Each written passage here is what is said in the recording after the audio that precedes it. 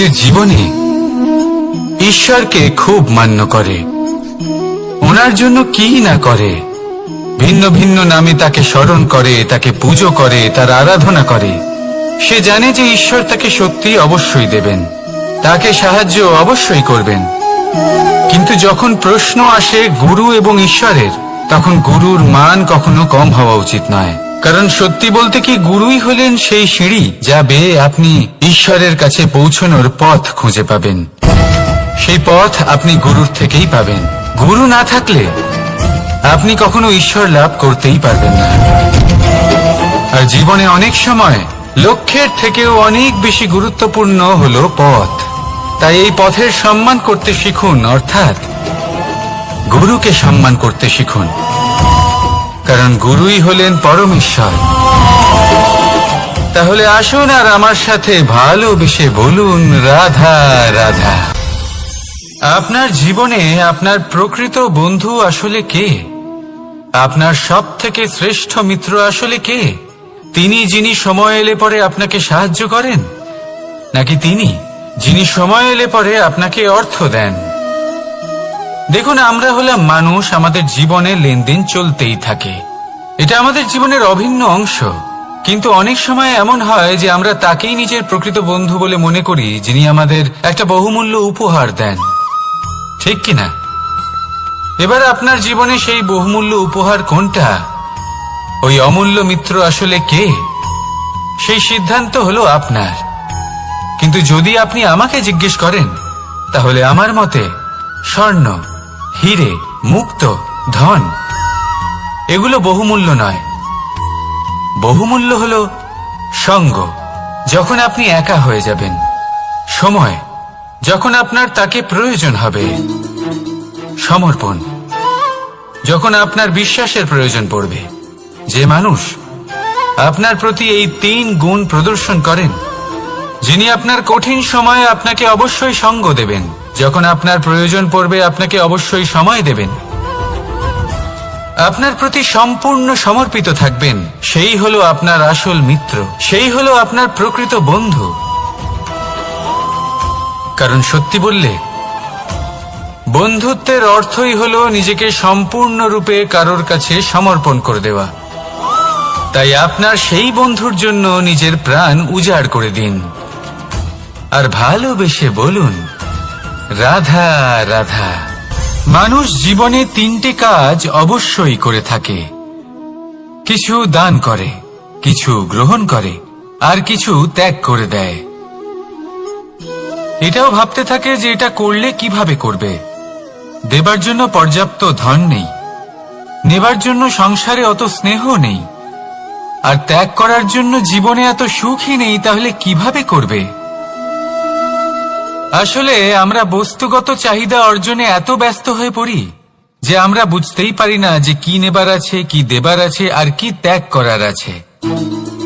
তাহলে আজ আমি আপনাকে বলেই দিই, মনে রাখবেন এই 3টে গুরুত্বপূর্ণ গুণ, 3টে গুরুত্বপূর্ণ কথা। দেবার জন্য আছে দান, নেবার মতো আছে জ্ঞান, আর ত্যাগ করার মতো আছে অহংকার। যখন আপনি দান করতে শিখে যাবেন, জ্ঞান অর্জন করার শক্তি আপনা থেকেই আপনার মধ্যে চলে আসবে। আর যখন এই জ্ঞান আপনার মধ্যে প্রবেশ করবে, অহংকার আপনা থেকেই আপনার থেকে দূরে চলে যাবে। যে ব্যক্তি এই 3-এর মধ্যে ভারসাম্য বজায় রাখতে পারে, তার বর্তমান, ভূত, ভবিষ্যৎ, লোক, পরলোক সবকিছু শুধরে যায়। যেই দিন আপনি দান করতে শিখে যাবেন, জ্ঞান আহরণ করতে শিখে যাবেন, অভিমান ত্যাগ করতে শিখে যাবেন, আপনার সর্বশক্তিশালী, সর্বশক্তিমান পরমেশ্বরেরও প্রয়োজন পড়বে না। কারণ তখন ঈশ্বর আপনার মধ্যেই বাস করবেন। তাহলে আসুন আর আমার সাথে ভালোবেসে বলুন, রাধা রাধা। জীবনে অনেক সময় সমস্যা আমাদের চারদিক থেকে ঘিরে ফেলে। এই সমস্যা নানান ধরনের হতে পারে। আর্থিক সমস্যা হতে পারে, পারিবারিক সমস্যা হতে পারে, কোনো সম্পর্ক নিয়ে সমস্যা হতে পারে, কখনো কোনো দৈনিক সমস্যা হতে পারে, কখনো কোনো দ্বন্দ্ব হতে পারে, অনেক সমস্যা হতে পারে, কিন্তু যখনই কোনো সমস্যা আসে আমাদের মনে তার জন্য একটা উত্তর অবশ্যই থেকে থাকে, যা আমাদের অন্তরে রয়েছে। একে আমরা বলি আত্মা। আত্মা হলো পরমাত্মারই রূপ, আর পরমাত্মা তা কখনোই কিছু অনুচিত চাইবে না, তাই তো? এই আত্মা খুব ভালো করে জানে যে কোনটা উচিত আর কোনটা অনুচিত। যদি আসল বিষয়ের কথা বলি, তাহলে আপনাকে নিজের মনকে বুঝতে হবে, কারণ আত্মা তো পরমাত্মা থেকেই আসে। কিন্তু এই মন মানুষ জন্ম থেকেই প্রাপ্ত করে, যার বিকাশ হয় এই সংসারকে দেখে।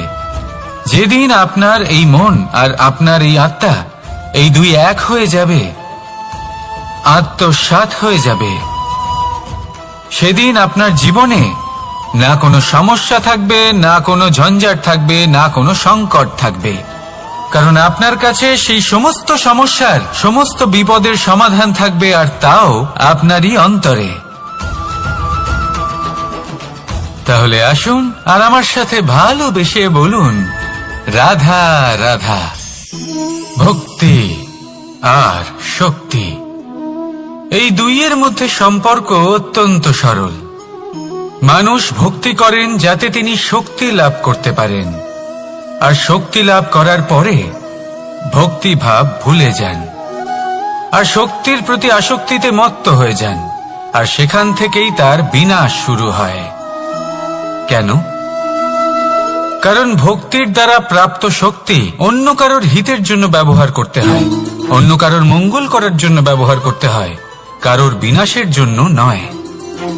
এবার যদি আমি আপনাদের একটা উদাহরণ দিয়ে বোঝাই, তাহলে কোদাল দিয়ে আমরা মাটি কোপাতে পারি, একটা গর্ত খুঁড়তে পারি, যাতে একটা নতুন বৃক্ষ জন্ম নিতে পারে, একটা বৃক্ষ যা অন্য জীবকে ফল প্রদান করবে, যাত্রীদের ছায়া প্রদান করবে। কিন্তু এই কোদালের ব্যবহার যদি আমরা অন্য কারোর ক্ষতি করার জন্য করি, তাহলে ক্ষতি শুধুমাত্র আমাদেরই হবে। তাই জীবনে যদি আপনি কোনো শক্তি লাভ করেন, হয়তো ভক্তির দ্বারা বা অন্য যেখান থেকেই হোক, তার সদ্ব্যবহার করতে শিখুন, নয়তো এই প্রাপ্ত শক্তি আপনার পতনের কারণ হয়ে দাঁড়াবে। তাহলে আসুন আমার সাথে ভালোবেসে বলুন, রাধা রাধা। বরদান অত্যন্ত বিচিত্র এক বিষয়, কিন্তু দেখতে গেলে এই বরদান কি না করতে পারে। এক দরিদ্রকে রাজা বানিয়ে দিতে পারে, একজন দুর্বলকে এই সংসারের সব থেকে শক্তিশালী ব্যক্তি বানিয়ে দিতে পারে। কিন্তু আমরা ভুলে যাই এক অত্যন্ত গুরুত্বপূর্ণ কথা, বরদান এই শব্দের শেষে দান লুকিয়ে রয়েছে। এই দান কথাটা অত্যন্ত গুরুত্বপূর্ণ। আমাদের মনে রাখা উচিত এই বরদান আমরা দানে পেয়েছি, আর তাই তার সম্মান করা উচিত, কখনোই অহংকার করা নয়। আর যে ব্যক্তি বরদান পেয়ে অহংকার করেন, তার যা ক্ষতি হয় তা হলো এই বরদান তার থেকে কেড়ে নেওয়া হয়। বর অর্থাৎ শ্রেষ্ঠ, অর্থাৎ বরদানের অর্থ হলো একটা শ্রেষ্ঠ দান, এবং তার ব্যবহার যদি আপনি কারোর ক্ষতি করার জন্য করেন, তাহলে ক্ষতি শুধুই আপনার হবে। তাহলে এই বরদানের সম্মান করুন, উচিত পথে চলুন, আর উচিত উদ্দেশ্য নিয়ে এর ব্যবহার করুন, সবকিছু ভালোই হবে। তাহলে আসুন আর আমার সাথে ভালোবেসে বলুন, রাধা রাধা। পিতা আর পুত্রের সম্পর্ক অত্যন্ত মধুর হয়ে থাকে। পিতা স্বপ্ন দেখেন, তাকে পূর্ণ করার সকল সম্ভাব্য চেষ্টা করেন, কিন্তু তাও অনেক সময় ওনার স্বপ্ন অপূর্ণ থেকে যায়। তখন পিতা ভাবেন যে স্বপ্ন উনি পূর্ণ করতে পারেননি, ওনার সন্তান তা অবশ্যই পূরণ করবে। যে স্থানে উনি কখনো পৌঁছতে পারেননি, সেই স্থানে ওনার পুত্র অবশ্যই পৌঁছবে। পিতা নিজের সন্তানের ভবিষ্যৎ নিয়ে সেই স্বপ্ন দেখেন, আর যখন সেই সন্তান সামনে এগোতে থাকে, তখন তার দুঃখ হয় না, বরং গর্ব হয়। ওনার ভালো লাগে এটা দেখে যে ওনার সন্তান অনেক উন্নতি করছে। কিন্তু যখন সন্তান নিজের অভিভাবকের শক্তি দেখে, তার যশ দেখে হিংসা করতে থাকে, সমস্যা সেইখানেই শুরু হয়। সেই জন্য সকল সন্তানকে এটা মনে রাখতে হবে। দেখুন, পুত্র হবার সুবাদে, এক সন্তান হবার সুবাদে এটা হলো আপনার অধিকার যে আপনি আপনার পিতার থেকে বেশি উন্নতি করবেন। আপনার পিতাও এটাই চান, কিন্তু সুস্থভাবে এটা করুন।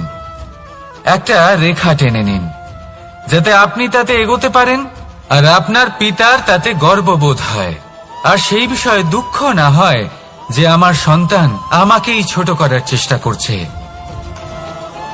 ইতিহাস সাক্ষী রয়েছে, যে মানুষ অন্য কাউকে ছোট করার চেষ্টা করেছেন সেই মানুষই ছোট হয়ে গেছেন। আর আমার মনে হয় না আপনি এটা চান, কারণ কোনো একদিন আপনিও কারোর পিতা হবেন। আসুন আমার সাথে ভালোবেসে বলুন, রাধা রাধা। সাথী। সাথী এই শব্দটির ব্যাখ্যা কে কিভাবে করে? মিত্র, সখা, বন্ধু, কিন্তু অর্থ একটাই। তিনি যিনি আপনার সঙ্গী হন আর তিনি যার সাথী আপনি হন। এবার সব থেকে বড় প্রশ্ন হলো এটাই যে তিনি কে হতে পারেন যাকে আপনি আপনার সাথী বলে মেনে নিতে পারেন, নিজের সখা, নিজের মিত্র, নিজের বন্ধু মেনে নিতে পারেন।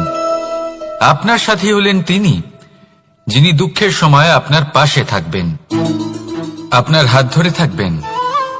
আপনার সাথী হলেন তিনি যার হাত আপনি নিজের সুখের দিনে ধরে থাকবেন। সেই সাথীরই হাত ধরুন যিনি দুঃখে সবসময় আপনাকে সাহায্য করার জন্য তৎপর হয়ে থাকেন, আপনার পাশে থাকেন, আর যাকে সুখের দিনে আপনি আপনার সাথে রাখতে পারেন। আর যখন আপনার সাথে আপনার এই সাথী থাকবে তখন আপনি এটা বুঝবেন যে যখন জীবনে দুঃখ আসে তখন এই দুঃখ কমে যায়, সবার মধ্যে ভাগ হয়ে যায়। আর যদি তখন সুখ আসে তাহলে সেটা সবার উপস্থিতিতে আরো বেড়ে যায়। এটাই হলো প্রেম, এটাই হলো ভালোবাসা, এটাই হলো সঙ্গ, যেমন সম্পর্ক আমার আর রাধার মাঝে। তাহলে আসুন আর আমার সাথে ভালোবেসে বলুন, রাধা রাধা। আমাদের মনে যখন কোনো প্রশ্ন ওঠে, কোনো দ্বন্দ্ব জাগে, তখন আমরা যাই আমাদের গুরুর কাছে, আমাদের আরাধ্যের কাছে গিয়ে জিজ্ঞেস করি। এইভাবেই একদিন আমি পৌঁছলাম আমার আরাধ্যের কাছে, আমার মহাদেবের কাছে, আর ওনাকে প্রশ্ন করলাম যে মহাদেব, জীবনে আনন্দ পাওয়ার, উৎসব পালনের, প্রেম ভাগ করে নেবার, জীবনকে উপভোগ করে নেওয়ার সর্বশ্রেষ্ঠ সময় কোনটা?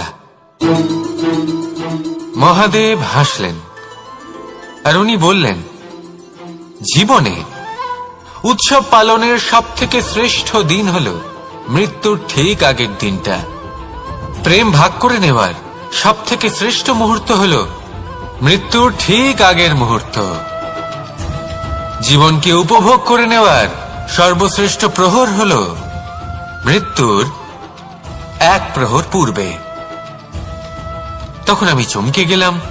আমি বললাম, কিন্তু মহাদেব, মৃত্যু তো অনিশ্চিত, আমরা জানিও না কবে আমাদের মৃত্যু হবে। মহাদেব আবার হাসলেন।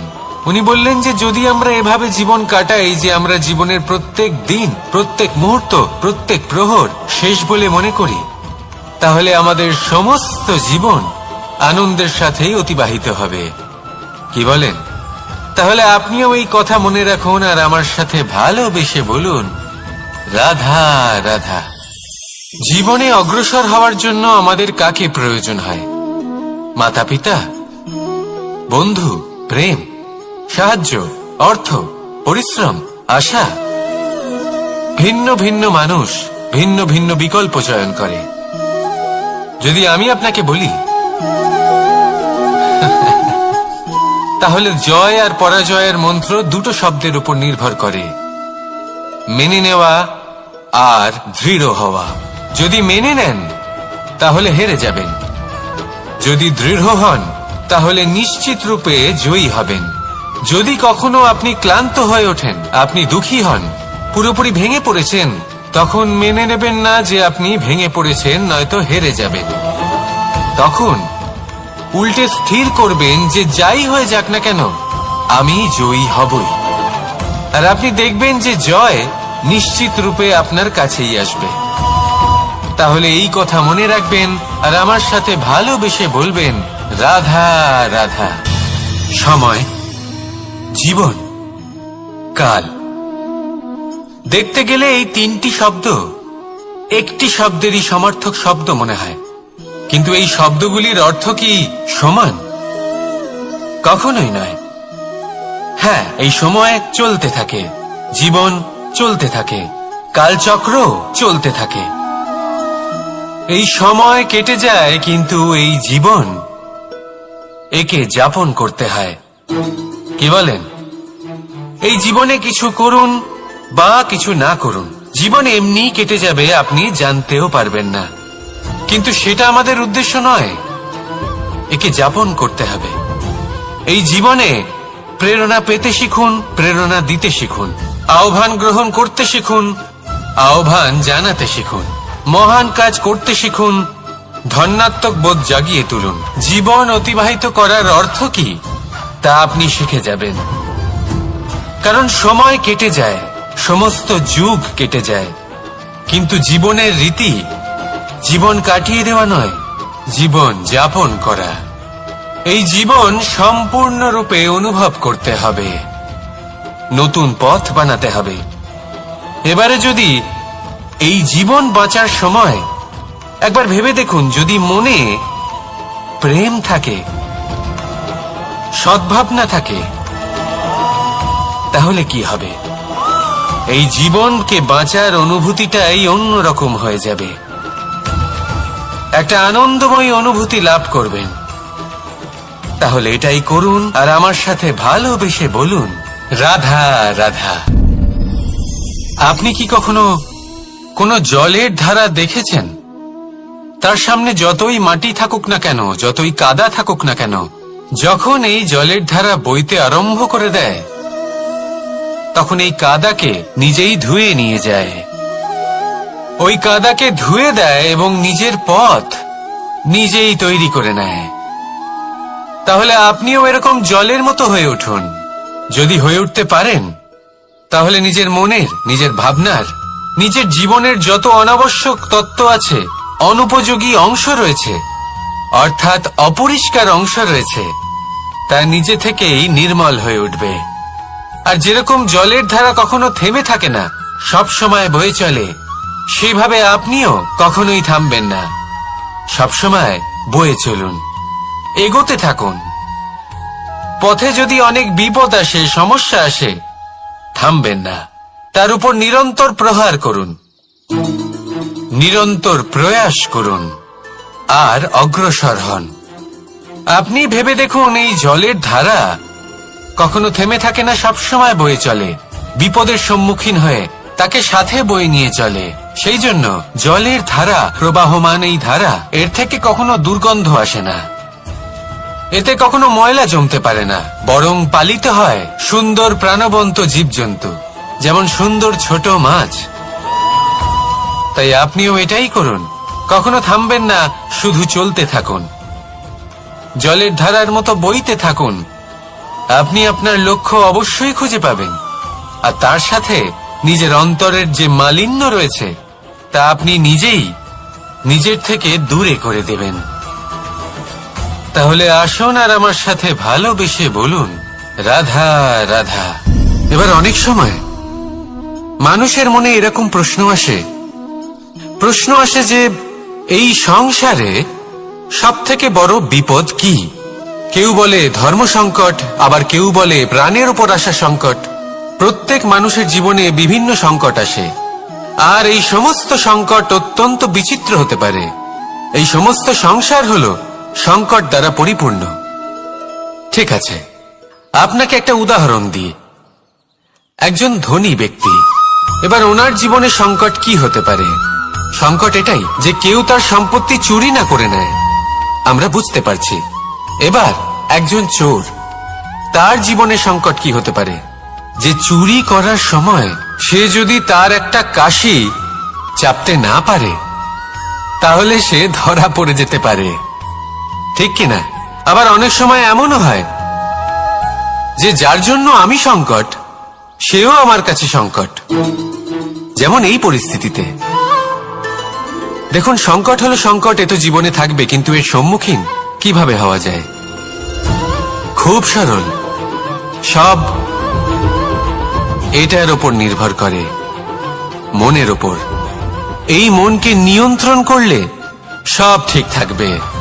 এবার যদি ধনী ব্যক্তি মনকে নিয়ন্ত্রণ করে ফেলেন, নিজের অর্থের ব্যবহার শুভ কাজের জন্য, সমাজের সেবার জন্য বিকাশ করতে করেন, ওই অর্থকে একত্রিত করে না রাখেন, তাহলে চুরির সমস্যা, এই সংকট সেখানেই কেটে যাবে। এবার যদি কথা বলি সেই চোরের, তাহলে চোর যদি নিজের মনকে সংযত করে নেয়, যদি নিজের কর্মকে নিয়ন্ত্রণ করতে পারে, তাহলে এমন কোনো স্বর নেই, এমন কোনো স্বর নেই যা ওকে ধরা পড়তে বাধ্য করবে। সেই জন্য জীবনে সংকট যতই আসুক, যত বড়ই সংকট আসুক না কেন, কবচ হলো একটাই, আর এই কবচের নাম হলো আত্মনিয়ন্ত্রণ। নিজের মনকে নিয়ন্ত্রণ